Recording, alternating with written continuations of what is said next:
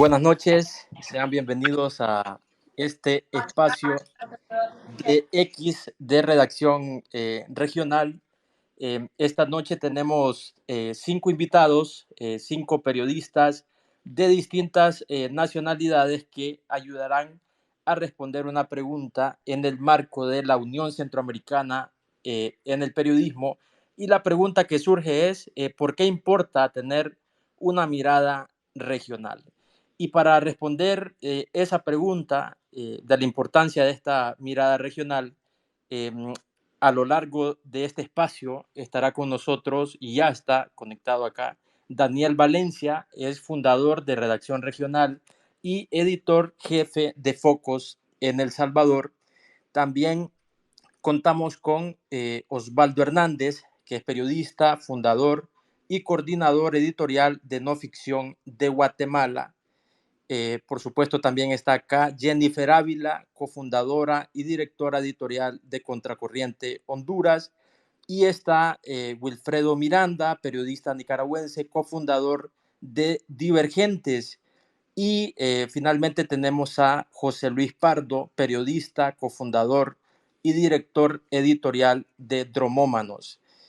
Realmente es un placer para mí estar con 5 colegas de la región que estarán brindando su mirada un poco de lo que está pasando en la región y de la importancia, obviamente, que tiene tener estas líneas editoriales en el contexto en el que estamos. Y es que, un poco para dar una introducción, esta semana los líderes autoritarios de esta región parece que se han puesto de acuerdo para tomar decisiones que hicieron arder la región y han debilitado aún más una frágil democracia que todavía queda en algunos de estos países. Por ejemplo, en El Salvador, a Nayib Bukele se le aceptó la inscripción para buscar una reelección presidencial ilegal. Rosario Murillo también copó algunas portadas en varios países del mundo porque tomó el control de la Corte Suprema de Justicia de Nicaragua. En Guatemala le suspendieron la personería jurídica al Movimiento Semilla del presidente electo Bernardo Arévalo, y en Honduras se eligió interinamente a los fiscales general y adjunto con 9 votos a través de una comisión permanente, algo que difícilmente se va a poder revertir, tomando en cuenta que los diputados regresan hasta el 24 de enero y se necesitan 86 votos que no se pudieron conseguir antes. Y en México, que es un país de tránsito para los migrantes de estos 4 países que hemos mencionado y que además tiene muchísimas conexiones en temas de criminalidad y corrupción transnacional, se vio sorprendido también en estos días recientes por un huracán que restó, digamos, y afectó gran parte a la zona del Pacífico, Acapulco.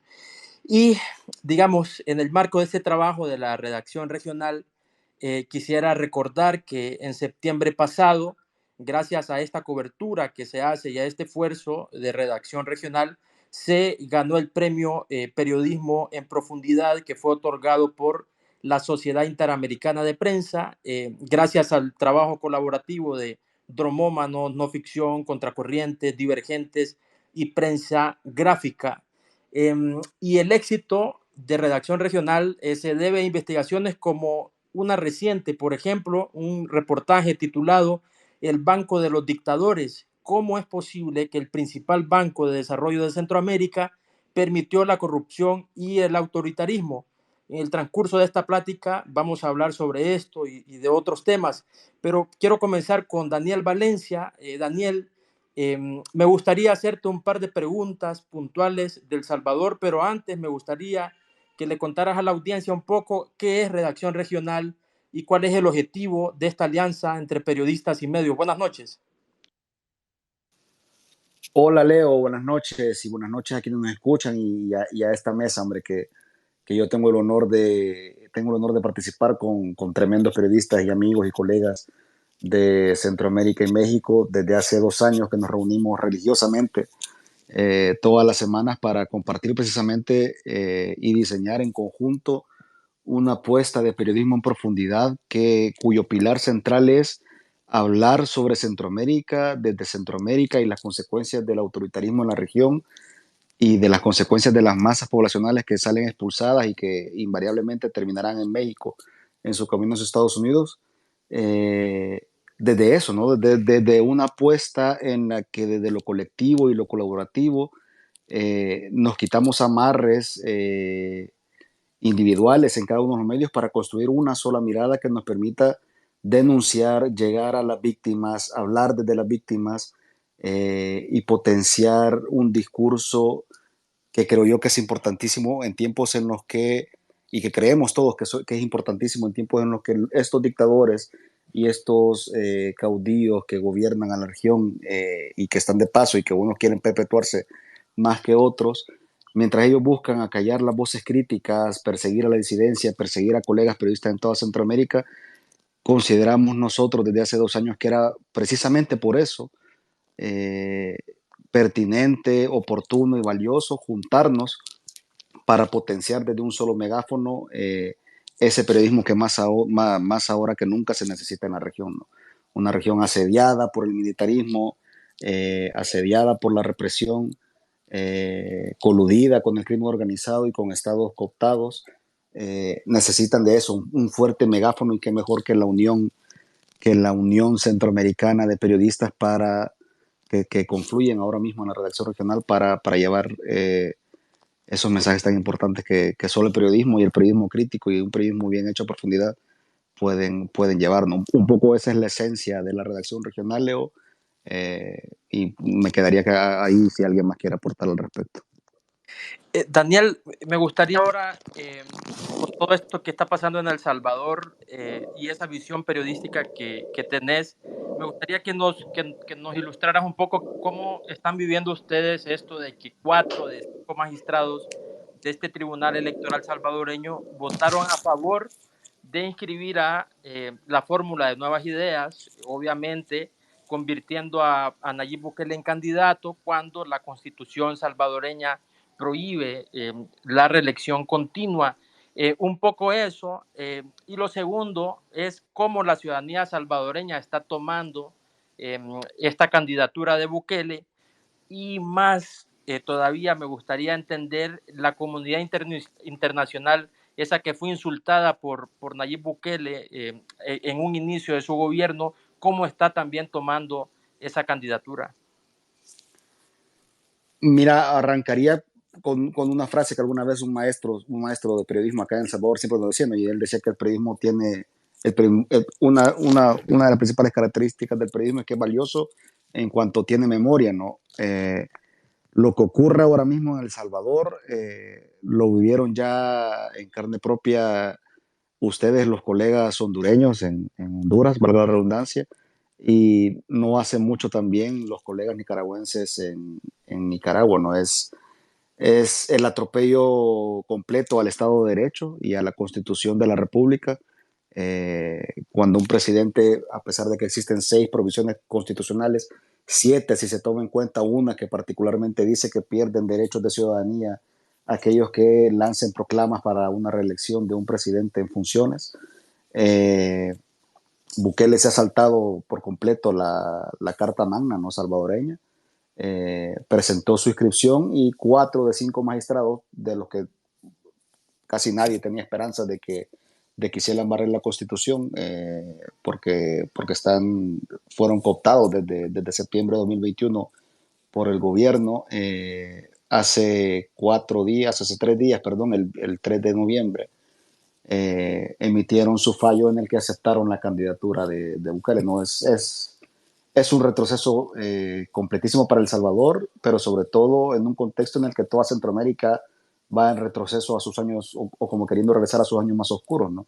Ya lo digo, lo hizo Ho en 2017 para arrancar 2018, lo hizo Ortega en un par de años antes, y ahora lo hace Bukele en un contexto en el que toda la región está así, ¿no? En Guatemala están impidiendo por todos los flancos para que el candidato ganador de los comicios llegue a buen puerto al Ejecutivo. En Honduras vemos lo que está ocurriendo con el fiscal y la ansia de poder del clan Zelaya. es un retroceso absoluto y lo triste es que justo como arranqué, el periodismo tiene memoria, la comunidad internacional ha enmudecido, ¿no?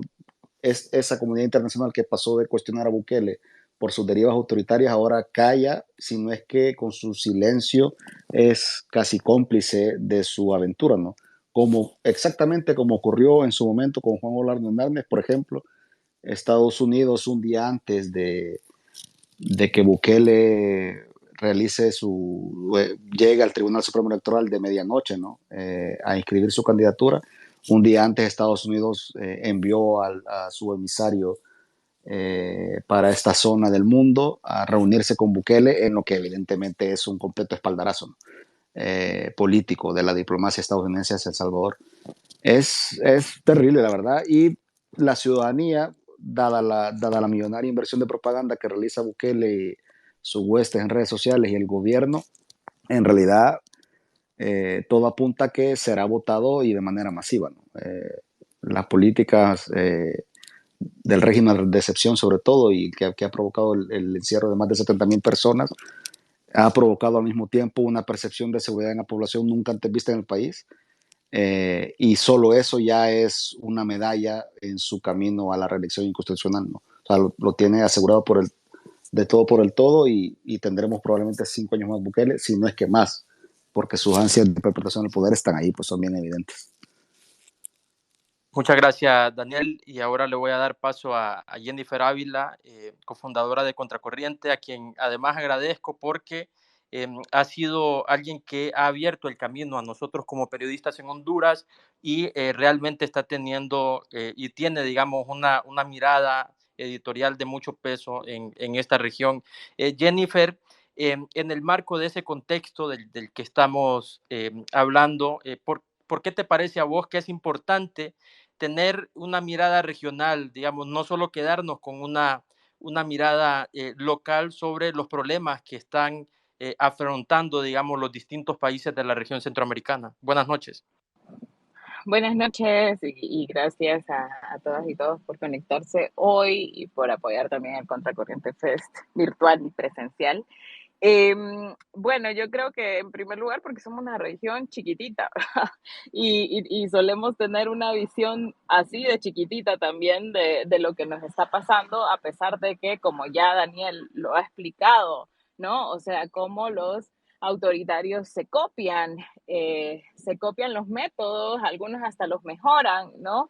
Eh, los autoritarios se ponen de acuerdo para el financiamiento a través de un banco que es el Banco Centroamericano, por ejemplo, pero también se ponen de acuerdo con el tema de las relaciones internacionales, se ponen de acuerdo incluso también con temas corrupción, se ponen de acuerdo sobre cómo gobernar a través del nepotismo, en fin, ¿no? Y eso tiene que ver con, y de hecho hace poco en una charla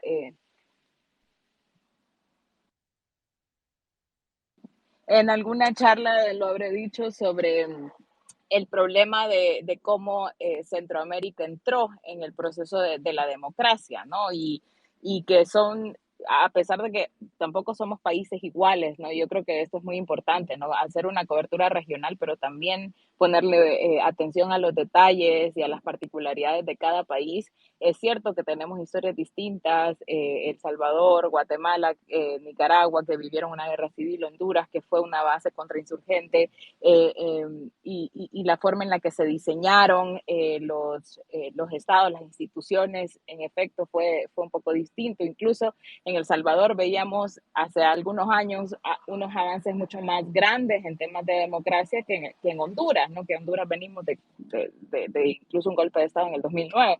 Eh, pero, eh, pero sí es importante ver las similitudes, ver cómo se organizan, ver cómo se copian, ver cuáles son los métodos que les funcionan, y hablarlo entre periodistas, pero también comunicarlo así como una región. Nosotros somos una región expulsora de migrantes y de hecho en la redacción regional lo hemos contado y la forma en la que lo hemos contado, no solamente como somos un camino de la droga o somos un camino para los migrantes que huyen de acá, sino explicar las causas, explicar que esto es un problema de...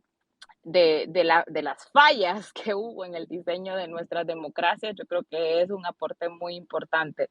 Creo que también hemos entendido ante todo esto que hemos contado y que ha contado Daniel, no solamente que cómo los autoritarios se copian y al final tienen redes de corrupción transnacionales, etcétera, etcétera, y cómo la gente huye. También los periodistas podemos aprender a hacer periodismo juntos. Y yo creo que esa es una de las cosas más importantes en estos momentos en que también los autoritarios se copian atacando a la prensa, ¿no? Y ya incluso lo hemos revelado en otras colaboraciones periodísticas también, cómo utilizan los mismos consejeros, cómo utilizan los mismos comunicadores en redes sociales y las mismas comunicaciones y los mismos hashtags para atacarnos a los periodistas, y ante eso nosotros nos hemos unido también para poder contarlo. Yo creo que también tiene que ver con la resistencia que tiene el periodismo centroamericano para seguir contando lo que estamos viendo aquí en nuestros países, pero hacerlo de forma conjunta para poder protegernos también. Yo creo que una de las riquezas también más grandes que tiene la redacción regional es que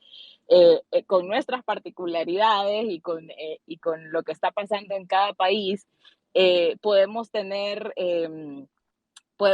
esa riqueza, ¿no? De saber cómo está la región, hacia dónde está avanzando o hacia dónde está retrocediendo, y contarlo así a nuestras audiencias, que yo creo que también eso es una cosa bien importante, ¿no? Que también estamos teniendo audiencias regionales eh, para que nos escuchan. Entonces, creo que tiene que ver con eso, con entender que somos una región, que además somos una región chiquita, que además tenemos problemas similares, que además nuestros autoritarios se copian, pero que nosotros también como periodistas debemos unirnos para contarlo de manera más segura, para tener más fuerza dentro de nuestros países chiquitos y pues nuestros medios chiquitos también, ¿no? Poder unir las voces para que sean más fuertes. Eh, y tener unas visiones pues compartidas, pero también discutir los enfoques. Yo creo que ha sido una riqueza muy grande también, que hace que los productos y la forma en la que contamos las cosas en la redacción regional sean mucho más impactantes y sean también, de cierta manera, lleguen a las audiencias que nosotros estamos uniendo también. Entonces, eh, eso quizás lo que yo puedo agregar. Ya creo que Daniel dijo pues muchas cosas que son muy, muy interesantes con respecto a lo que está pasando en el contexto actual en El Salvador y cómo a nosotros, por ejemplo, los hondureños nos resuena tanto, ¿no? Cuando él dice, bueno, Estados Unidos está avalando la reelección inconstitucional de Nayib Bukele. Ajá, ¿hace cuánto vivimos nosotros eso en Honduras y las consecuencias que eso tiene? Y bueno, y pues lo mismo se puede hablar, y que ya va a hablar Will también, de cómo él vio las similitudes que comenzaba a tener Nayib Bukele cuando, por ejemplo, se tomó la Asamblea Legislativa, y de hecho Will escribió una columna sobre cómo había mejorado incluso el método Ortega en El Salvador. Entonces, bueno, eso es lo que yo quiero agregar, y gracias por estar aquí. Jennifer, solo me gustaría, si por favor nos podés dar tu opinión sobre el momento, la coyuntura que está pasando Honduras con esta reciente elección del fiscal general y el adjunto, que han sido nombrados interinamente, pero que se siente en el ambiente en Honduras alta tensión entre distintos sectores. Sí, bueno, mira, yo me estaba acordando hace poco el primer especial que sacamos con la redacción regional, que era República Finquera, y era un poco también explicar cómo se hace la política en esta región, cómo se construyen los autoritarismos, cuáles son sus narrativas, etcétera, cuáles son sus mecanismos también para tener popularidad o para tener un respaldo popular en las calles, y me estaba acordando de ese especial justamente por todo lo que pasó recientemente en el Congreso Nacional. Nosotros que fuimos a cubrir, que estuvimos ahí y que vimos que lastimosamente en Honduras sigue haciéndose política a la brava, no sé si así lo dicen en los otros países, pero a la brava, ¿no? A la fuerza, con violencia, con narrativas violentas también, independientemente de todo el análisis jurídico que se puede hacer sobre las sesiones extraordinarias, sobre el nombramiento de la comisión permanente, que ya era necesario también tomar una decisión en el Congreso, ya que se acababa la legislatura y todavía quedaba pendiente la elección del fiscal y muchas otras cosas, también la discusión del presupuesto de 2024, etcétera, muchos otros nombramientos importantes también que se han quedado en el aire. Se quedó en el aire también la ratificación de la derogación de las sedes. En efecto, ¿no? O sea, algo tenía que suceder en el Congreso. Lo que tenía que suceder era que las fuerzas políticas llegaran a un consenso. Eso no sucedió. Al contrario, se profundizó la división en el Congreso y al final se impuso el tema de la comisión permanente y el nombramiento de los fiscales interinos. Y hay muchos análisis jurídicos. Yo no soy abogada, bueno, Leo es abogado y tiene todavía el análisis jurídico más claro, y aquí no es un tema de que si es ilegal o no, ¿no? Porque yo creo que está claro que la Constitución tiene sus mecanismos para poder, para que la Comisión Permanente tenga ciertas potestades en el tiempo extraordinario del Congreso. El punto es lo que hay alrededor de todo eso, ¿no? El hecho de que los diputados tengan que irse a los golpes, pero literalmente a los golpes, el llamamiento a los colectivos del Partido Libre a través de las redes sociales y a través de los trabajos en las secretarías para ir a hacer presión al Congreso Nacional, y que esa presión luego se convierta también en actos de violencia y eso, pues, o sea, una presión violenta, es lo que genera tanta incertidumbre, ¿no? Yo creo que ya no estamos tanto hablando sobre el tema de la legalidad o si es constitucional o no, sino el tema en cómo, o sea, en las formas en las que se toman las decisiones. Ahora mismo, pues tenemos un fiscal general y un fiscal adjunto interinos, y se tiene que nombrar ya a los fiscales permanentes en enero de 2024 con el inicio de la nueva legislatura. Pero, por ejemplo, hemos oído diputados, y de hecho lo pueden ver en las coberturas de Contracorriente, que dicen, no, con un decretito y ya los dejamos permanentes, ¿no? Y eso es lo que digo, ¿no? De cómo hacer la política la brava, el que es más vivo, ¿no? A mí me daba, me causaba curiosidad que varios de los funcionarios ponían piezas de ajedrez en su cuenta de X. No sé si a Daniel Valencia le suena un poco eso, o cómo se hacen los llamados a la gente en las cuentas de redes sociales, eh, para apoyar una decisión que está altamente cuestionada, ¿no? Y aunque es cierto que la oposición también está altamente cuestionada y que la sociedad está polarizada, creo que las narrativas violentas son las que están generando pues toda esta crisis y toda esta incertidumbre. Esto pasó cuando fue la elección de la Junta Directiva en el Congreso Nacional, y lo recordamos. Con esto comenzó el gobierno de Xiomara Castro y con esto comenzó el actual Congreso. Y si se recuerdan, eran patadas voladoras las que habían en el Congreso Nacional, y así se toman las decisiones, ¿no? Entonces, yo creo bueno, que es eso, que en la redacción regional desde el inicio dijimos, bueno, hay que contar un poco cómo se hace la política en esta región, y por eso justamente le pusimos República Finqueres Especial, porque tiene que ver con eso, ¿no? Y tiene que ver con, como lo decía al inicio, pues las fallas en el diseño de la democracia, ¿no? Y las ambigüedades que incluso tienen también nuestras constituciones, y las ambigüedades que hay al momento de elegir las altas autoridades que administran la justicia, que administran que tienen la administración del Estado bajo su cargo, la legislación, etcétera. Entonces, pues lastimosamente eso está pasando aquí en Honduras. Hay un ambiente muy tenso, y bueno, al final nos toca esperar a enero de 2024 a ver qué sucede, o sea, a ver qué otra cosa sucede en el Congreso. Estamos esperando en estas próximas semanas también a ver si se hacen sesiones extraordinarias, por lo menos para discutir el presupuesto general. Pero sí, es como, no sé, como una bomba de tiempo toda la forma en la que se toman las decisiones políticas importantes en el país. Y mientras tanto, pues tenemos además un ministerio público en total crisis, ¿no? Y eso lo hemos venido contando también. Estamos en un estado de excepción que se copió ese modelo también del gobierno de Bukele. Estamos en un estado de excepción con un ministerio público en crisis, con una alta mora judicial, unos altos índices de impunidad y pues también unos altos índices de desconfianza de la gente en sus instituciones. Y eso pues definitivamente es crítico para un proceso que se supone que deberíamos entrar en un proceso de construcción de democracia después de todo lo que pasó en Honduras en los últimos años, después agravado después del golpe de Estado. Muchísimas gracias, Jennifer. Yo creo que sobre Ministerio Público también puede hablar Osvaldo, sobre todo porque el Ministerio Público está jugando un papel muy importante en Guatemala. Por un lado, las acciones de este Ministerio Público han causado incertidumbre, sobre todo por qué va a pasar el 14 de enero, si va a asumir o no Arévalo, pero en contraste, hay otro elemento esperanzador y es la resistencia ciudadana que está principalmente sostenida en un levantamiento indígena que se ha producido en Guatemala. Me gustaría darle la bienvenida esta noche a Osvaldo y me gustaría preguntarte, Osvaldo, ¿cómo analizás primero el panorama para que Bernardo Arévalo pueda asumir su mandato en enero? Buenas noches.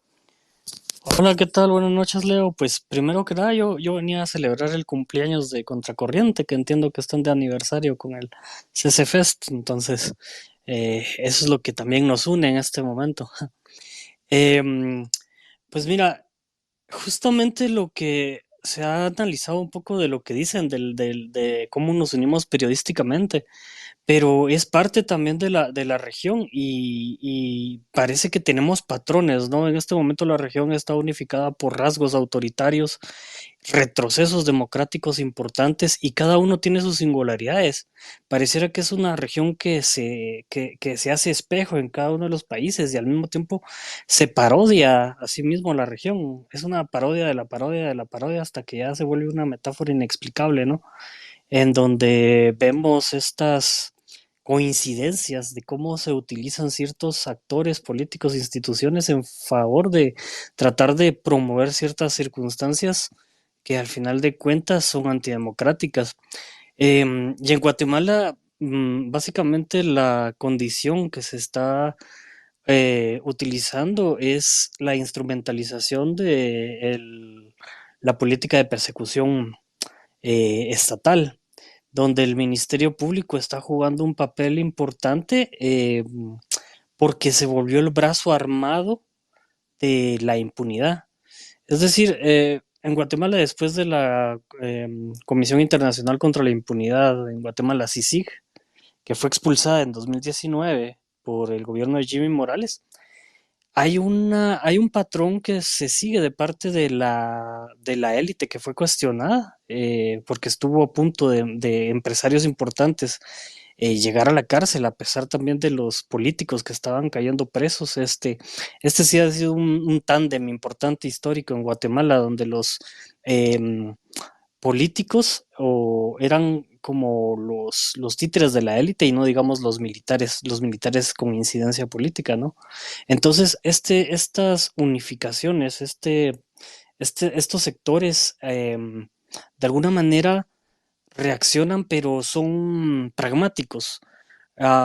Se unen en ciertos intereses y ese interés es lo que configura sus alianzas. No están tratando como muchas veces yo veo en la sociedad civil, ¿no? Que se tratan de unificar, pero los intereses se tratan de que este es mi interés puntual o este es mi interés específico y entonces nunca hay una unidad. En cambio, estos sectores se han caracterizado por ser pragmáticos en su unificación. Tienen un interés puntual, como sucedió, qué sé yo, durante la guerra con el conflicto armado, con el discurso anticomunista, y eso los unificaba. De alguna manera vimos esta vuelta de unificación que los puso en jaque cuando se dio el juicio por genocidio en contra de José Efraín Ríos Montt y sus eh, allegados que gobernaron de facto en 1982-1983 y que fueron acusados de tierras arrasadas. Cuando se dio ese juicio se unificaron. y en el momento en que empezaron a ser perseguidos, eh, son pragmáticos, se vuelven a unir y buscan una manera de poder eh, paliar los esfuerzos democráticos realmente que son necesarios en Guatemala, pero ellos buscan sus propios intereses. Y en este momento era importante porque el 2023, que fue año electoral, era importante porque era la consolidación de la impunidad. Básicamente los sectores de los que te he comentado tenían esta visión pragmática. Bueno, ahora vienen las elecciones y su interés puntual era procurar la impunidad. Después de la CICIG vino una venganza, un efecto látigo de todos estos grupos para no dejar volver algo que los pusiera contra las cuerdas, como sucedió durante los 12 años que estuvo la CICIG en Guatemala. Bueno, los últimos fueron más claves, ¿no? Porque había una estructura legal que coincidía para poder eh, desnudar la, la colusión que había de crimen organizado con el Estado. De hecho, se le llamaban las redes políticas económicas ilícitas, ¿no? Que operaban en paralelo al Estado. Y todas estas redes se reconfiguraron en un pragmatismo impresionante que es como que se logran poner de acuerdo, aunque se caen mal entre ellos, se detestan entre ellos, pero básicamente logran unificar intereses. Y las elecciones de 2023 era unificar esfuerzos para buscar y procurar la impunidad. De hecho, todo estaba diseñado para que se fueran tranquilos con la primera vuelta electoral, con una papeleta donde no habían candidatos incómodos. Fueron eliminados varios binomios, entre ellos la lideresa MAM indígena de Guatemala, Telma Cabrera, y su binomio, el ex procurador de Derechos Humanos, Jordán Rodas. También eliminaron al niño rebelde conservador de la política nacional, Roberto Arzú, hijo del expresidente Álvaro Arzú. Y también eliminaron al tiktokero finquero Carlos Pineda, ¿no? Y con eso, este pacto creyó que lograba irse a descansar con la papeleta a su favor. No fueron como en Nicaragua, ¿verdad? Que no querían sorpresas. Ortega no quería sorpresas y de una vez eliminó a cualquier oposición de tajo, ¿no? Aquí fueron como tratando de simular democracia. Y en el momento de que dieron la sorpresa de la ciudadanía reaccionó ante esa posibilidad de esa procuración de impunidad y logró un partido relativamente nuevo, surgido de las protestas del 2015, que lograron eliminar, o bueno, exigieron la renuncia de Otto Pérez Molina. esa, Esa condición que surge un nuevo actor, la ciudadanía trata de depositar esa confianza en un actor nuevo para oxigenar esta cuestión ya podrida, ¿no? Y es donde vemos que el Ministerio Público reacciona y como un brazo armado de la impunidad porque tienen todo a su favor. Fue instrumentalizado de tal manera que es un Ministerio Público caracterizado por desbaratar las investigaciones de gran corrupción en Guatemala y caracterizado también por perseguir a jueces, fiscales, periodistas en Guatemala. En ese sentido, pues el Ministerio Público es un actor clave también para cuestionar las elecciones y tratar de invalidar el proceso. Aunado a ello, también a la crisis que existe en el sistema de justicia, que también está cooptado y es parte de toda esta estructura que funciona en función de ciertos intereses puntuales. Y para la segunda vuelta ya fue como eh, que la primera vuelta trataron de improvisar casos, ¿no? Porque no se lo esperaban, trataron de buscar la forma, la manera, y con el paso del tiempo trataron de argumentar cosas más concretas, sin embargo no han sido transparentes, a tal grado que los casos que están planteando de tratar de bueno, ya suspendieron la personería jurídica del partido ganador, pero es un caso que la población no entiende, es un caso que es poco transparente en los argumentos y que los fiscales, como el fiscal Rafael Curruchiche que lo tiene a cargo, no ha podido, cada vez que sale a dar un avance o un pequeño esbozo de lo que está consiguiendo con la investigación, cambia de decir, por ejemplo, tenemos 5,000 firmas falsas, luego dice, bueno, ahora tenemos más de 1,000 indicios. Luego vuelve a decir, es que sí tenemos las firmas falsas. Y entonces no se pone la claridad de lo que está persiguiendo y en el transcurso de la del proceso electoral mezclan lo penal con lo electoral, que eso es muy grave porque el paso a la democracia lo que se logró fue que los partidos políticos o la oposición no fuera perseguida penalmente para justamente tratar de oxigenar o de respetar la alternancia de poder, ¿no? Y entonces en ese sentido eh, estamos viendo ese efecto, ¿no? Ese efecto es justamente lo que está Guatemala eh, haciéndose espejo, parodiando otros países con un posible golpe de Estado, ¿no? Desde sus propias circunstancias. Pero lo interesante es que a raíz de ello sí surge una noción que viene también, que es histórica, de la resistencia de los pueblos. Recordemos que incluso aquí hubo motines de indios o antecedentes como de la época de la colonia, donde de hecho los 48 cantores de Totonicapán reclamaron su bosque ante el rey de España para quitárselo a los criollos.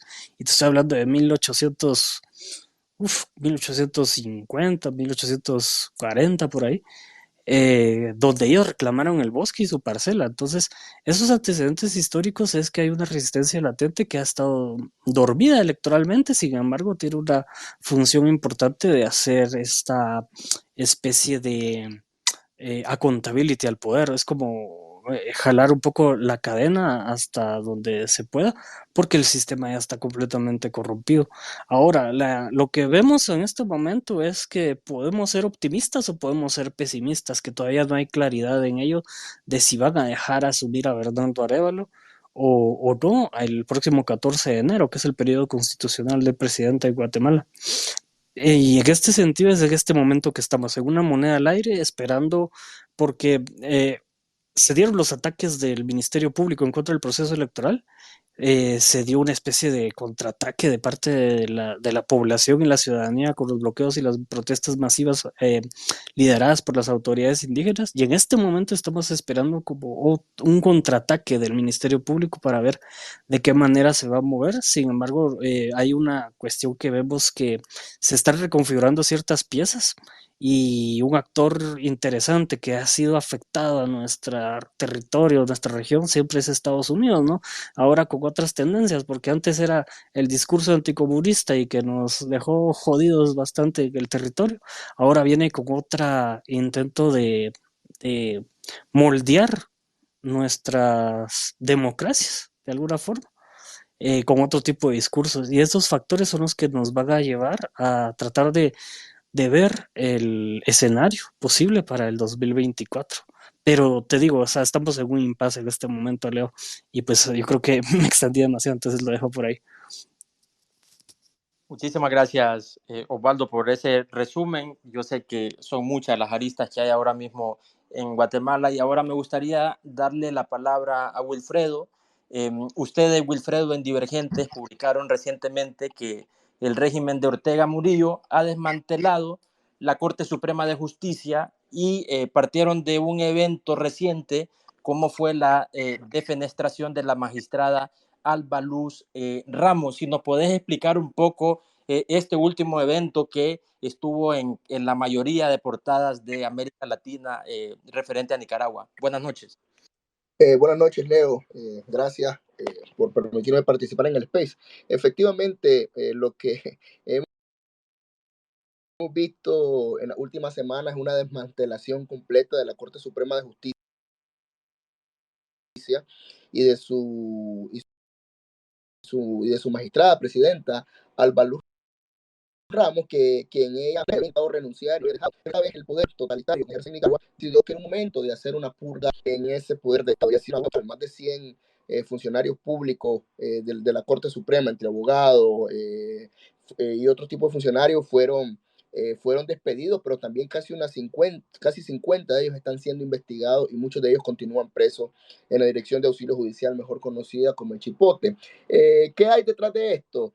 Es bien difícil saberlo a ciencia cierta porque en este régimen totalitario la cerrazón es completa, pero lo que nos han dicho y nos han dicho otros medios de comunicación, las fuentes ligadas al sector judicial, es que se trata en principio de una purga por algunas irregularidades, por robo que estaban, de defalcación que estaban haciendo algunos funcionarios. Eso no queda muy claro, pero la teoría que manejan las fuentes es que se trata de una purga ejecutada por Rosario Murillo, que es la vicepresidenta de Nicaragua. ¿Y qué quiere decir eso? Que Rosario Murillo desde hace mucho tiempo se está preparando para un eventual, yo no lo llamaría de transición política, pero algún cambio político en el que ella pueda tener en las principales estructuras del Estado a sus fichas, como le decimos en Nicaragua. Es decir, Rosario Murillo, o sea, sin Daniel Ortega, si le llegara a pasar algo a Daniel Ortega, creo que se vería en una encrucijada de poder mantenerse en el poder, aunque ella no es para subestimar, pero lo que ha venido tratando de ella es de poner a su gente, a sus leales,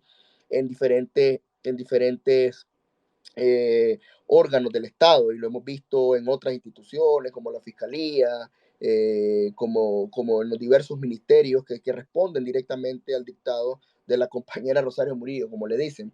No es que Daniel Ortega no tenga poder y no le interese ejercerlo, sino que creo que a esta altura, en un régimen totalitario como el de Nicaragua, las decisiones las deciden únicamente Daniel Ortega y Rosario, y Daniel Ortega, pues debido a su avanzada edad, cada vez es menos lo que se involucra en el día a día del gobierno, del funcionamiento diario del gobierno, y eso desde hace mucho tiempo, ¿no? Un secreto ha recaído en la primera dama y vicepresidenta Rosario Murillo, quien ejerce el poder de una manera bastante visceral y bastante arrolladora, y lo que ha hecho es, digamos, poner al frente de la Corte de Justicia a un magistrado afín a ella, y ha premiado de alguna manera a los que porque se trata de una purga brutal y sin precedentes, eh,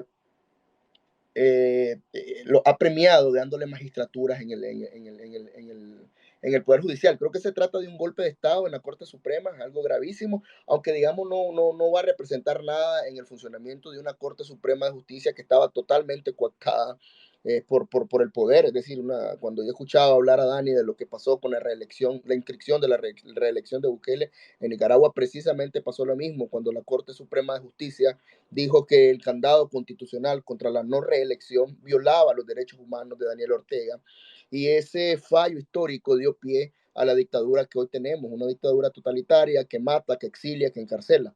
Pero eso, hay un golpe de Estado, pero creo que también es un proceso que ya lleva casi un año como de Saturno comiéndose a sus hijos, comiéndose a sus funcionarios, a los quienes ellos no creen que son leales. Es decir, Daniel Ortega y Rosario Murillo en este momento sienten una enorme desconfianza por todo el aparataje estatal, y básicamente están purgando a quien ellos les levanten alguna sospecha, alguna suspicacia, y sobre todo Rosario Murillo está poniendo, como decía antes, a sus allegados en el poder ante un eventual cambio político que ya le permita quizás no mantener el poder, sino tener fuertes cuotas de negociación al controlar el Estado. Pero lo dejo por ahí para no alargarme más.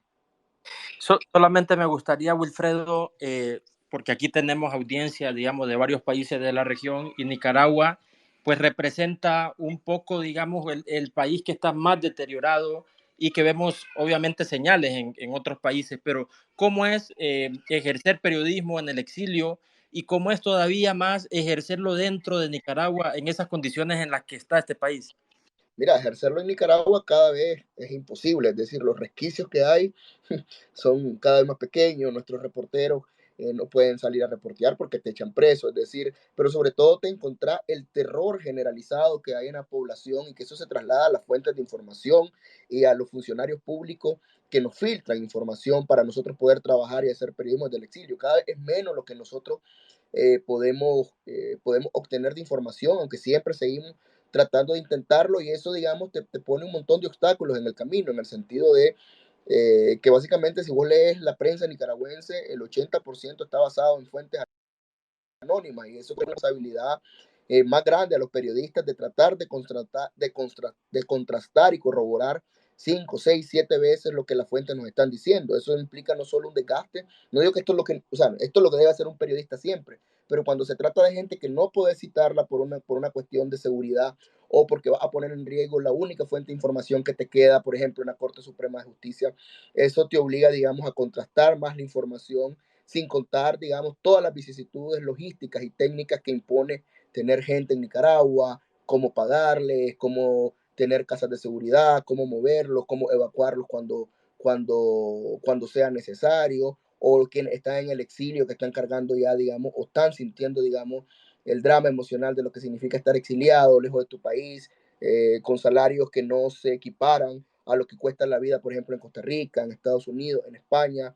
Estamos perdiendo periodistas que prefieren irse con el parol humanitario porque el salario que nosotros podemos pagar no les alcanza para vivir este exilio. Entonces, es complicado hacer periodismo en el exilio. Creo que yo no tengo ninguna fórmula ni ningún manual cómo hacerlo, porque cada día nos estamos reinventando y estamos buscando la manera de no callar. Creo que en el fondo, cuando tenés un gobierno que no solo mete en terror a tus fuentes de información, sino que persigue a tu familia, que te quita la nacionalidad, que te confisca, que te congela las cuentas, creo que todo eso está destinado a paralizarte, a que dejes de informar por estar apagando esos pequeños incendios diarios que te impone el gobierno, pero creo que eso no lo ha conseguido, y es decir, creo que eso depende también mucho de la resiliencia del periodismo nicaragüense y de estarle buscando la vuelta a cada obstáculo que el gobierno va planteando. Muchísimas gracias, Wilfredo. Y ahora le voy a dar paso a José Luis. José Luis, estás en este proyecto y obviamente también con el trabajo de dromómanos que están contando toda esta región. Tras escuchar, digamos, a los colegas de la región de lo que pasa en Honduras, en Guatemala, en Nicaragua y en El Salvador, y sobre todo teniendo un contexto muy similar en México y en otros países de la región, esta pregunta, digamos, ¿qué tan importante es hacer periodismo en estos contextos y sobre todo hacer buen periodismo?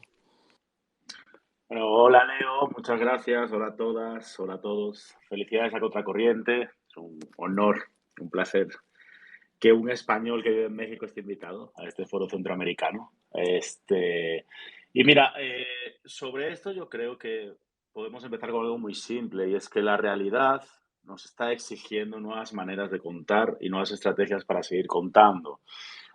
Porque probablemente nunca ha habido tantos periodistas y tanto periodismo independiente en Centroamérica, pero sin embargo, si hacemos balance de la última década en los países, se puede decir que estamos peor de lo que estábamos, digamos, ¿no? O sea, El Salvador está despidiendo oficialmente su democracia, Guatemala es este péndulo, digamos, entre este pacto de corruptos, ¿no? Y esa resistencia esperanzadora de la población. Nicaragua tiene este sueño convertido en pesadilla del guerrillero que se ha convertido en un dictador de manual. Y Honduras, que hablar de Honduras en un festival de contracorriente, vosotros sabéis todo lo complicado ante la falta de institucionalidad y lo que decía un poco Jennifer, ¿no? Ante esta manera de gobernar países y sus ciudadanos como si fueran todavía una finca bananera, digamos, ¿no? En muchos casos. Entonces, en Dromómanos siempre hemos creído que todas estas cuestiones no las vamos a resolver solos, digamos, ¿no? Por muy brillantes que sean los periodistas y muy valientes que sean los proyectos en cada uno de los países o en cada una de las comunidades también, ¿no? No solo hay proyectos nacionales, sino comunitarios. Y creo que la relación regional no solo es un proyecto centroamericano, sino que es el primer proyecto periodístico mesoamericano, ¿no? Y esto tiene un sentido importante para mí, porque México es este vecino que normalmente mira más al norte que al sur, o solo mira al sur cuando el sur se convierte en un problema, digamos, ¿no? Para la política mexicana. Pero creo que también México tiene que tener este sentido que también lo ha tenido a lo largo de la historia, de refugio, digamos, ¿no? De ser alguien en el que un país donde la gente pueda llegar, un país que mire hacia el sur, que comparta y que podamos apoyar, a articular a todo este periodismo de resistencia y de urgencia que se está haciendo en estos contextos, porque finalmente también creo o debo creer que, que las olas autoritarias pasan, digamos, ¿no? Y creo que es muy importante una labor del periodismo es que no asolen con todo, que quede algo desde lo que construir, que si no es para el presente, sea para el futuro y para la memoria, digamos, ¿no? Pero nuestro trabajo es contar y sinceramente también hemos estado perdiendo contra la propaganda, ¿no? Y contra la criminalización de estos políticos autoritarios, de estos caciques, ¿no? Y es complicado dedicarse al periodismo, por ejemplo, en un país como El Salvador, donde el presidente tiene cerca del 90 o el 80% de aprobación. Es complicado dedicarse a los hechos cuando estamos en una época de fe y desesperación, ¿no? Y creo que eso obviamente también es nuestro trabajo entenderlo, ¿no? Y creo que una medida regional abona a eso, digamos, ¿no? Ese es un sentido conceptual y tiene sentidos prácticos también, ¿no? Es poder saberte acuerpado, digamos, por colegas que saben lo que tú estás pasando, por gente que pueda ayudarte en un momento a hacer una extracción de emergencia o tener un apoyo en otro país, creo que también es fundamental, digamos, ¿no? A nivel de seguridad, porque sin periodistas no hay periodismo.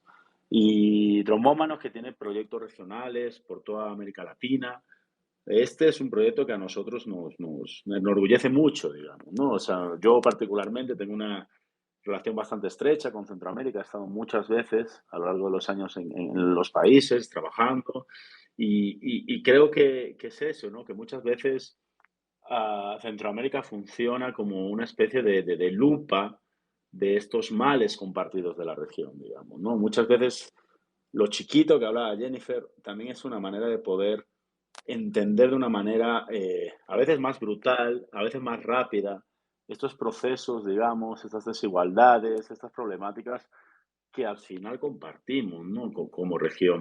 Entonces, la redacción regional creo que nace como uno de los primeros como proyectos, digamos, más allá de una colaboración puntual, pero que va a tener que ser el primer eje o el primer proyecto de muchos otros proyectos, digamos, ¿no? Porque solos no vamos a ir hacia ningún lado, solo vamos a perder la batalla que es la que nos importa, que es que la gente esté informada, que la gente tenga información de calidad para tomar decisiones, digamos, ¿no? Y tenemos un montón de problemas, digamos, ¿no? Desde el periodismo independiente. Como te decía al principio, hay mucho periodismo independiente, hay muchos periodistas valientes, pero para resistir hace falta un ejército, ¿no? No hace falta solo un héroe, ¿no? Los héroes normalmente se convierten en mártires y tenemos ejemplos en la región también, ¿no? Entonces estamos intentando eso, ¿no? Que esta chispa que también la hay en el periodismo centroamericano, se pueda canalizar a través de estos proyectos colaborativos y podamos, desde México también, apoyar esto, digamos, ¿no? Y que sepan los centroamericanos, los periodistas centroamericanos, que no están solos, digamos, ¿no? Porque yo tengo muchos amigos centroamericanos y lo he vivido personalmente. Este es un proyecto que tiene una parte personal para mí, de gente muy buena, que yo la he visto destrozada por hacer periodismo, digamos, no solo por hacer su trabajo. Y no podemos vivir en un mundo donde eso ocurra, digamos, ¿no? Y si vivimos en ese mundo, que es donde vivimos, necesitamos pensarnos, ser autocríticos y ser amigos también como son amigos de verdad. Decirnos las verdades entre nosotros también, digamos, ¿no? Y creo que esa conjunción de diálogo, de discusión, de redacción, en el sentido clásico de esa palabra, de lo que son las redacciones, que son espacios comunitarios de discusión sobre cómo contamos el mundo, creo que este proyecto tiene esa esencia, digamos, ¿no? Para poder contar estas realidades de países pequeños, pero que son realidades terriblemente complejas, con sus detalles, con sus particularidades, pero también con muchísimas cosas en común, digamos, ¿no? Si los malos se copian, si los malos se juntan, ¿por qué nosotros no vamos a hacerlo, digamos, ¿no? Y creo que necesitamos eso, estamos en una época en el que la realidad nos exige nuevas maneras, digamos, ¿no? Y es nuestra responsabilidad como periodistas seguir dándole a la gente lo que el poder quiere que no le demos, ¿no? Que es la verdad. José Luis, y me gustaría hacerte una última pregunta por uno de los últimos trabajos que se han publicado en los medios aliados y en redacción regional, y es el que lleva por título El Banco de los Dictadores: cómo es que el principal banco de desarrollo de Centroamérica permitió la corrupción y el autoritarismo. Y es que me gustaría que contés qué hay detrás, digamos, de este trabajo, cómo se hacen este tipo de alianzas, porque se menciona aquí que los reporteros que participaron en esta investigación pasaron más de un año investigando al Banco Centroamericano de Integración Económica. ¿Cómo se logra una investigación como esta con nombres que no son familiares a casi todos los que vivimos en esta región, porque esta investigación trasciende a estos países? Mira, la alianza a grandes rasgos, y porque tampoco podemos dar aquí detalles sobre, sobre un año y 40 periodistas metidos, es que hubo desde la redacción regional teníamos, digamos, esta curiosidad, esta pregunta, ¿no? Porque el periodismo nace con preguntas sobre cómo es posible que estos países y estos dictadores y estos gobiernos corruptos, puedan ser financiados, digamos, ¿no? Cuando parece en la escenografía que están peleados con toda la comunidad internacional, sea lo que sea que signifique la comunidad internacional, ¿no? Y entonces, en ese momento también desde OCCRP y Columbia tenían esa misma curiosidad, digamos, ¿no? Entonces decidimos hacer un proyecto que pudiera juntar lo mejor del periodismo local, lo mejor que podíamos aportar desde Centroamérica, también, digamos, con la capacidad que tenían OCCRP, Columbia y otros socios, digamos, desde otros diferentes lugares, para poder un poco entender uno de los temas más áridos, digamos, ¿no? Que también son los temas económicos, ¿no? Que mueven al mundo, pero que somos en general muy malos los periodistas para contarlo, ¿no? Entonces, es que es así surge, digamos, ¿no? Yo creo que lo que hay que tener siempre es esta generosidad de entender que hay temas que si cruzan frontera, nosotros como periodistas debemos aliarnos para tener también una capacidad de investigación transfronteriza, digamos, ¿no? Y finalmente es lo que es lo que hacemos, digamos, ¿no? O sea, entendemos que estas investigaciones tienen que contar lo que pasa a pie de calle también y también lo que pasa entre bambalinas, lo que pasa en los pasillos del Congreso, lo que pasa, digamos, en los bancos, lo que hay que seguir el dinero, digamos, ¿no? Y es algo que además se ha hecho bastante poco, ¿no? Porque es complicado de hacer, ¿no? Es eso, seguir las finanzas, los apoyos económicos de estos gobiernos autoritarios, ¿no? Y la respuesta corta, además, es que estos bancos están creados para eso, digamos, ¿no? O sea, una discusión editorial que tuvimos, digamos, era que es primero un poco la gallina o el huevo. Estos bancos están creados para apoyar, digamos, a los gobiernos de otros países, sea cuales sean las leyes que violan y la corrupción que haya, o es que los directivos de los bancos obligan en cierta manera, digamos, a los presidentes de estos países, ¿no? Y la conclusión fue claramente la primera. Entonces, creo que es importante, que es un tema importante, que quizás no sea el tema más sexy, digamos, para los lectores, pero muchas veces también el periodismo va de eso, ¿no? De contar a la gente lo que la gente no quiere leer. Y no es que no queramos que nos lean, ¿no? Y esa es otra de las preguntas y las dudas que tenemos que resolver, digamos, en esta etapa que está pasando el periodismo, no solo en la región centroamericana, pero sí particularmente en Centroamérica por el contexto político, digamos. Muchísimas gracias, José Luis. No sé si alguien de los que está escuchando quiere hacer una pregunta, digamos, ya sea a José Luis, a Daniel, a Wilfredo, a Osvaldo, para poder, digamos, una pregunta que les haya surgido, digamos, de acuerdo a la explicación que ha dado cada quien de la región. Pero mientras tanto, mientras alguien puede solicitar la palabra, aprovecho para invitarlos a que puedan entrar a las redes de Contracorriente y enterarse, digamos, de las actividades que estaremos teniendo en el marco de Contracorriente FES hasta el 10 de noviembre. Y mientras tanto, Daniel Valencia, te cedo la palabra para que puedas tener también algunas palabras finales, digamos, en el marco de este espacio que hemos tenido hoy. Gracias, Leo. Agregaría muy poco a lo que ya dijeron los colegas, es decir, quizás solo esto que me parece muy importante que lo mencionó José Luis, ¿no? Otra de las grandes esencias de la RR, como le llamamos de cariño, es que si ellos salían, ¿por qué nosotros no lo vamos a hacer? ¿No? Y que en esa alianza también procuramos y buscamos que mientras más unidad, más fuerza, ¿no? Dice este refrán famoso. Pero la RR también busca eso, ¿no? A lo largo de estos 2 años parecerá nada, pero todo el proyecto hemos logrado conversar, dialogar, discutir, debatir, construir periodismo, construir las mejores maneras para llegar a los terrenos y para realizar a veces investigaciones de alto riesgo, ¿no? Haciendo cuentas cuando cumplimos un año al aire. Tenemos 2 años funcionando, pero un año al aire, un año y meses al aire.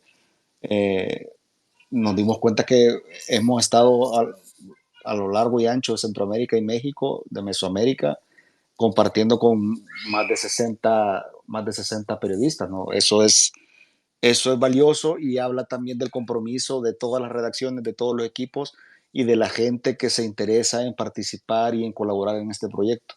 Claro, eso también nos obliga y nos anima a buscar la manera, uno, de fortalecernos con talleres y con discusiones más profundas y al mismo tiempo de construir juntos, más allá de la alianza periodística, herramientas que sonarán a pininos o que parecerán pininos, pero para que nosotros son claves, ¿no? Hicimos un manual de seguridad que busca eso en un diálogo abierto y franco entre todos los miembros de la RR, con participación de toda Mesoamérica, de cuáles son las mejores apuestas para protegernos en todas las áreas en las que debe protegerse ahora mismo un periodista, desde la seguridad digital, la seguridad física y también la seguridad mental, porque cansa y es complicado, y ya José Luis lo ha mencionado también, ¿no? Eh, es desgastante cubrir una región en la que tenés la guadaña en el cuello, ¿no? Y lo padeceremos algunos en algunos de los países y otros más. Por ejemplo, creo que de las regiones más afectadas ahora mismo son los colegas en Nicaragua y también en Guatemala, ¿no? Y en El Salvador, que también tenemos otro tipo de persecuciones, pero no creo que sean tan profundas como están ocurriendo allá todavía, al menos no todavía, pero ya se acercan. Entonces, nada, creo que es, al final de cuentas, construir un equipo tan amplio obliga a considerarnos, y eso hay que decirlo así, y al menos yo me siento orgulloso y bastante honrado de decir, bueno, tengo una familia periodística compuesta por un amplio grupo de periodistas centroamericanos en el que no solo nos respetamos, sino que nos confiamos, somos abiertos para decir unas cosas y al mismo tiempo buscamos las mejores maneras para protegernos entre todos.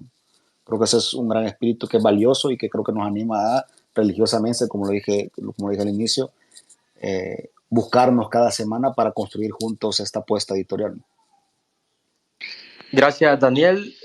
Y antes de cederle la palabra a Catherine Calderón, cofundadora de Contracorriente, quiero agradecer a Daniel, a José Luis, a Wilfredo y a Osvaldo y a quienes también han estado a lo largo de este espacio. Catherine, buenas noches.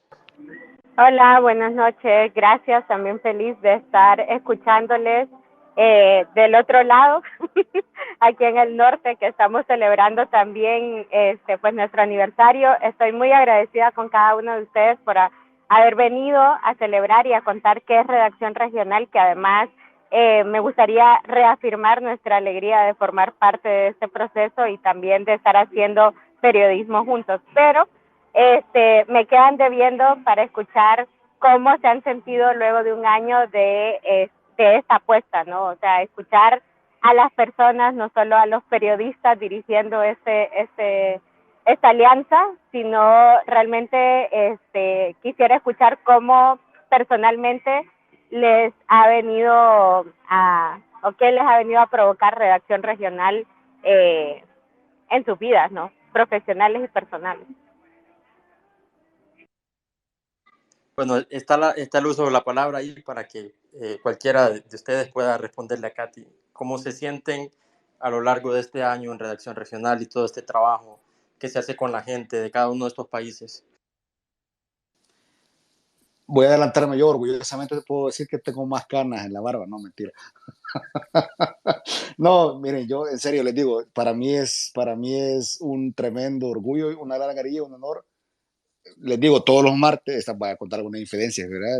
Ojalá no esté violando ninguna norma de seguridad. O sea, todos los martes tenemos reuniones religiosas con estas 5 personas que estamos ahora acá en este foro. Y luego, a partir de ahí, un despliegue que obliga muchísimo contacto por mensajería, muchísimas llamadas y muchísimos encuentros virtuales, que eso es bien raro, bien extraño, bien complicado. Es como somos una redacción virtual, voy a decirlo así, que ansía a cada rato encontrarse, creo yo, físicamente. Entonces, en cuanto foro estamos, es bien curioso que siempre nos buscamos, eh, porque es el único espacio en el que físicamente, creo que una vez lo hemos logrado nada más, en la que hemos estado todos reunidos y luego de manera desperdigadas o en bilaterales hemos estado otros en otros encuentros, ¿no? Pero es, es la nueva era de comunicaciones que obliga a que sea así, y es bien interesante que a pesar que hay tremendas distancias, hay decenas de miles de kilómetros entre unos y otros, se siente una cordialidad que ya lo he dicho, es como estar en familia, ¿no? Yo la semana que no me reúno con esta gente, honestamente, probablemente llego a sentir que no he hecho el suficiente periodismo que yo quisiera hacer siempre.